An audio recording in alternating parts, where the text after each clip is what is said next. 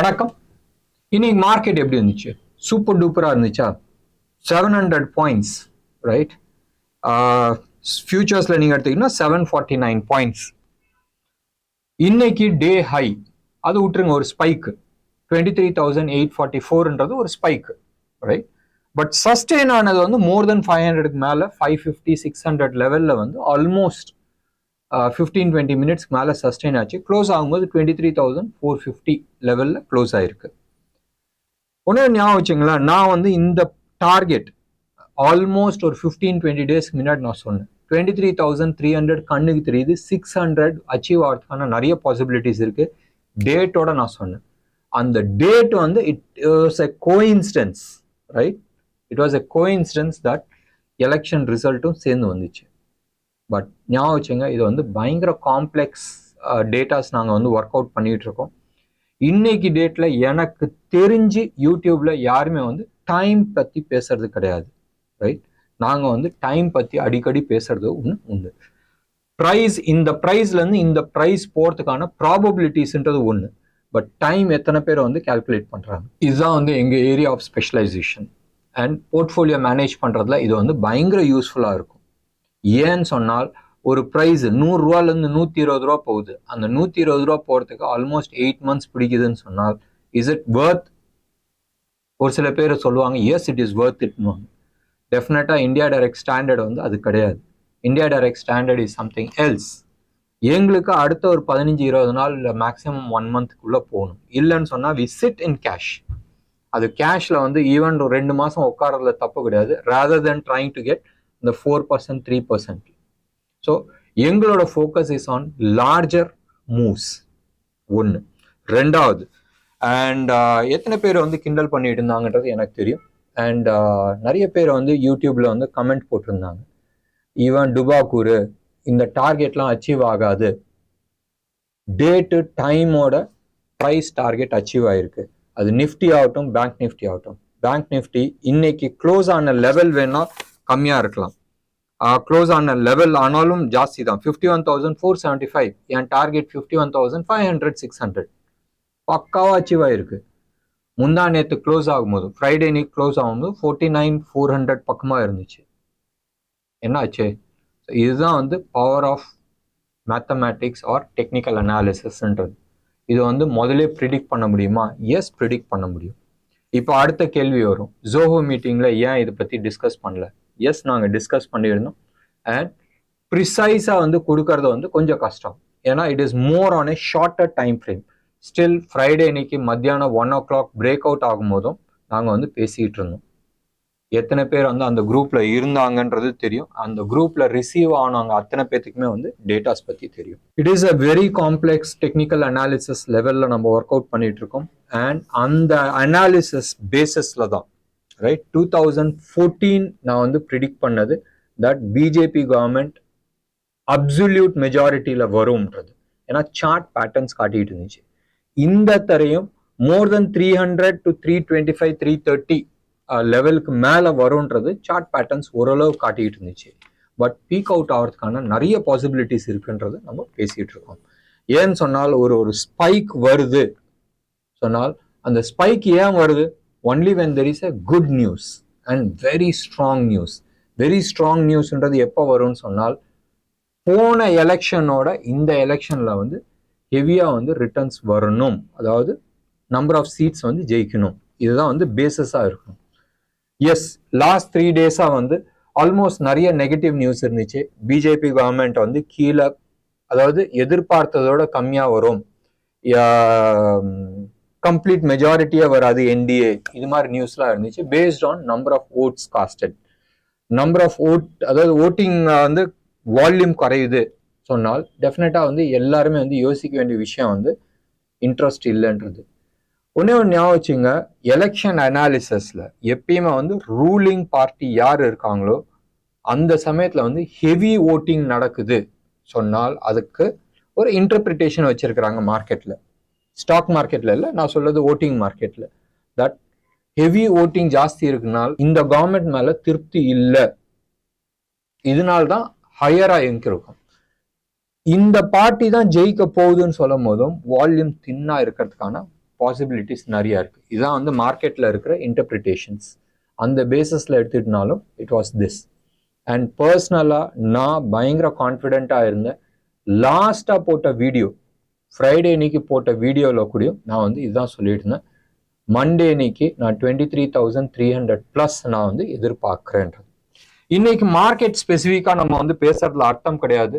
இன்னைக்கு India Vicks வந்து நான் சொல்லியிருந்தேன், விக்ஸ் வந்து பயங்கரமா டிராப் ஆகும். தயவு செஞ்சு ஆப்ஷன்ல பெருசா சம்பாதிப்பீங்கன்றது எதிர்பார்க்காதீங்க. 1x இல்ல 2x வந்தாவே பெரிய விஷயம். 2000 பாயிண்ட் மூவ் ஆகியும் உங்களுக்கு வந்து ஆப்ஷன் ப்ரீமியம்ல வந்து பெரிய மூவ்மெண்ட் இருந்திருக்காது. Mainly because of India VIX கீழே உழுவுது. இந்தியா விக்ஸ் உழுவும் போதும் ஐவி இருக்குல்ல, இண்டிவிஜுவல் ஐவியும் கீழே உழுவுறதுக்கு நிறைய பாசிபிலிட்டிஸ் இருக்கு. இன்னைக்கு வந்து அட்வான்டேஜ் என்ன இருந்துச்சு, எஃப்ஐஐஸ் ஆல்மோஸ்ட் ரெக்கார்ட் ஷார்ட் வச்சிருந்தாங்க. ரெக்கார்ட் ஷார்ட்ன்றது அதாவது ஆல்மோஸ்ட் 3 லட்சம் கோடி ரூபா 3 லட்சம் கான்ட்ராக்ட் வந்து அவங்க ஷார்ட்ல இருந்தாங்க. அவங்களும் வந்து ஷார்ட் கவரிங் பண்ணுவாங்க. ஜிடிபி டேட்டா சூப்பர் டூப்பரா வந்துச்சு. நிறைய விஷயங்கள், நம்ம ஜிஎஸ்டி கலெக்ஷன் சூப்பர் டூப்பரா இருந்துச்சு. மான்சூன் 2 நாளைக்கு முன்னாடியே வந்துருச்சு. எல்லாமே வந்து செம்ம பாசிட்டிவ் நியூஸ். இது இல்லாத இன்னும் நிறைய பாசிட்டிவ் நியூஸ். அப்படி இருக்கும் போதும் மேல தூக்க தானே செய்யும். நிறைய பேர் வந்து இன்னைக்கு வாட்ஸ்அப் மெசேஜ்ல எனக்கு வந்ததும் சரி, இல்ல நிறைய வாட்ஸ்அப் குரூப்லயும் சொன்னால் எஃப்ஐஐ ஜட்டி காணாம போச்சு, ஓடி போயிடுச்சு, பெரிய நஷ்டம். ஒன்னே ஒன்று ஞாபகம் வச்சுக்கோங்க, எஃப்ஐஐ வந்து சின்ன பசங்க கிடையாது. அவன் வந்து நிஃப்டி, பேங்க் நிஃப்டி அப்படி பாக்குறது கிடையாது. அவன் வந்து இந்தியா, ஹாங்காங், சிங்கப்பூர், யூகே, யூஎஸ்ன்னு பாக்குறது. அவன் வந்து இந்தியாவை ஷார்ட் பண்ணிட்டு யூஎஸ் லாங்ல இருந்திருக்கலாம். இல்ல நீங்க ஆஃப்லேட் நீங்க எடுத்து பாத்தீங்கன்னா லாஸ்ட் 3 மந்த்ஸா வந்து அவங்க ஹாங்காங் மார்க்கெட்ல செம்ம லாங்கா இருந்தாங்க. அண்ட் செம்ம காசு பார்த்தாங்க. சின்ன காசுலாம் பார்க்கல, பெரிய காசு பார்த்தாங்க. Recent rally in Hong Kong and Singapore, China, இதுல வந்து பெரிய காசு பார்த்தாங்க. ஸோ இதெல்லாம் வந்து அவங்களுக்கு வந்து ஜுஜுபி காசா இருக்கும். ஈவன் 10,000, 15,000, 20,000 கோடி லாஸ் ஆயிருந்தாலும் இது வந்து ஜுஜுபி காசு. Right? It's $2 billion, just nothing. இன்னைக்கு ரைட் நவ் இந்த ப்ரோக்ராம் வந்து 6:15 நம்ம ரெக்கார்ட் பண்றோம். ரெக்கார்ட் பண்ணும் போதும் டேட்டா வந்துருச்சு. FII data almost 7,000 crores plus ஆயிருக்கு. இன்னைக்கு மட்டும் வாங்கியிருக்காங்க 6,850 crores, 76 லட்சம் அதையும் சேர்த்துங்க. ரைட்? 6,850 கோடி புள்ளி 76 லட்சம் இவ்வளவு வந்து வாங்கி இருக்கிறாங்க. டிஐஐஸ் நேச்சுரலா இன்னைக்கு வாங்குவாங்க. இவங்க வந்து ஷார்ட்ல இல்ல, நிறைய ப்ராஃபிட் புக்கிங் பண்ணியிருக்கிறாங்க. Close about 1,913 crores. இவங்க ரெண்டு பேர்த்தையுமே சேர்த்தா close about 9,000 crores almost. Right? ஒரு 300 கோடி கம்மி, ஆல்மோஸ்ட் 8,800 crores வந்து வாங்கியிருக்கிறாங்க. ஏன் மார்க்கெட் மேலே போகாது? $1 billion மேல வந்து வாங்கியிருக்கிறாங்க. $1.2 billion வந்து வாங்கியிருக்கிறாங்க இன்னைக்கு மட்டும். அண்ட் பொதுமக்கள் நிறைய தடவை வந்து மார்க்கெட் வந்து ஒரு 100 பாயிண்ட் போச்சுன்னா தலைப்பு செய்தியில வரும் 5 லட்சம் கோடி மார்க்கெட்ல காலின்றது. அடுத்தது வந்து சில பேர் வந்து வருவாங்க, சார் 5 லட்சம் கோடி லாஸ் சார், உங்களுக்கு எவ்வளவு லாஸ் ஆச்சுன்னு. இன்னைக்கு மட்டும் 14 லட்சம் கோடி வந்து மார்க்கெட் கேப் வந்து ஏறி இருக்கு. இது வந்து பொதுமக்களுக்கு ஏர்னிங்ஸ் வந்திருக்கு. இன்னைக்கு அவுட் ஆஃப் 700 பாயிண்ட்ஸ், ரைட்? இன்னைக்கு நான் எதுவுமே சொல்ல வேணாம், எல்லாருக்கும் ஊரே எல்லா பத்திரிகையிலையும் வந்திருக்கும். 700 points Nifty, bank Nifty 945 points, bank Nifty features வந்து 2,122 பாயிண்ட்ஸ் அப்பு. அண்ட் ப்ரீமியம்ல இருக்கா? எஸ், ப்ரீமியம்ல இருக்கு. 495 பாயிண்ட்ஸ் ப்ரீமியம்ல இருக்கு. நிஃப்டி 186 பாயிண்ட்ஸ் ப்ரீமியம்ல இருக்கு. ஞாபகம் வச்சுங்க, இன்னைக்கு நடக்கிற மாதிரி நாளைக்கும் வந்து ஒரு பெரிய மூவ் இருக்குமான்னு கேட்டால் இருக்கிறதுக்கான வாய்ப்புகள் கம்மி. வோலட்டாலிட்டி ஹெவியா இருக்கிறதுக்கான பாசிபிலிட்டிஸ் நிறைய இருக்கு. ஷார்ட் கவரிங்ஸ் இன்னைக்கே மேக்சிமம் முடிஞ்சு போச்சு. அண்ட் டாப் 5 கம்பெனிஸ், நான் எப்பயுமே டாப் 10 கம்பெனி பத்தி பேசுவேன். டாப் 5 கம்பெனிஸ் மட்டுமே க்ளோஸ் டு அபவுட் 347 பாயிண்ட்ஸ் வந்து கான்ட்ரிபியூட் பண்ணியிருக்கிறாங்க. ரிலையன்ஸ் மட்டுமே 116 பாயிண்ட் கான்ட்ரிபியூட் பண்ணியிருக்கு. நீங்க எடுத்து பார்த்தீங்கன்னா ஃப்ரைடே இன்னைக்கு சின்ன பிரைஸ் மூவ்மெண்ட், ஆனால் வால்யூம் வந்து பெரிய volume with respect to Reliance. அப்ப ரிலையன்ஸ்ல வந்து தூக்க போறாங்கன்றது ஃப்ரைடே இன்னைக்கு அவங்க டிசைட் பண்ணியிருக்கிறாங்க. எஸ், அதானி குரூப்ல இருக்கிற அத்தனை ஸ்டாக்லயுமே நீங்க எடுத்துக்கிட்டீங்கன்னு சொன்னால் அதான் வந்து ஃபர்ஸ்ட் இண்டிகேஷன் கிடைச்சிச்சு தட் யார் வின் பண்ண போறாங்கன்றது. ஆல்மோஸ்ட் 8-10% வந்து ஏறி இருந்துச்சு. இன்னைக்கும் அதானி ஸ்டாக்ஸ் எல்லாமே வந்து நல்ல பர்ஃபார்மன்ஸ் இருந்துச்சு. இன்னைக்கு பியூசி பப்ளிக் செக்டர் என்டர்பிரைசஸ் நிறைய ஸ்டாக்ஸ், இன்ஃபேக்ட் செக்டோரியல் இண்டெக்ஸ்ல பப்ளிக் செக்டர் என்டர்பிரைஸ் தான் வந்து டாப் பர்ஃபார்மர் இன்னைக்கு, ரைட்? தோ பர்சன்டேஜ் வைஸ் எடுத்துக்கிட்டீங்கன்னா ஆயில் அண்ட் கேஸ் வந்து காட்டுது பிகாஸ் ஆஃப் ரிலையன்ஸோட வெயிட்டேஜ். பட் இண்டிவிஜுவல் ஸ்டாக்ஸ்ல நீங்க எடுத்துட்டீங்கன்னு சொன்னால் டாப் பர்ஃபார்மர் வந்து பப்ளிக் செக்டர் என்டர்பிரைசஸ், ஆர்இசி ஆகட்டும், இன்ஜினியர்ஸ் இந்தியா ஆகட்டும், பிஎஃப்சி ஆகட்டும், எல்லாமே வந்து சூப்பர் டூப்பர் பர்ஃபார்மன்ஸ். இன்னைக்கு எதுவுமே ஜாஸ்தி பேசுறதுல அர்த்தம் கிடையாது. நாளைக்கு வந்து மார்க்கெட் வந்து ஹைலி வாலடைலா இருக்கும், அட்லீஸ்ட் டில் 11-11:30, ரைட்? தோ எலெக்ஷன் ரிசல்ட் ஒன் சைடடா இருக்கு.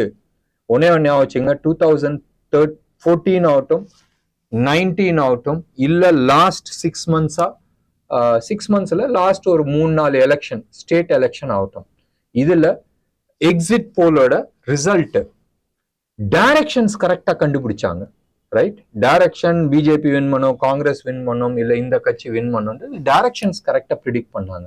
பட் வேல்யூஸ் வந்து தப்பா ப்ரிடிக்ட் பண்ணாங்க.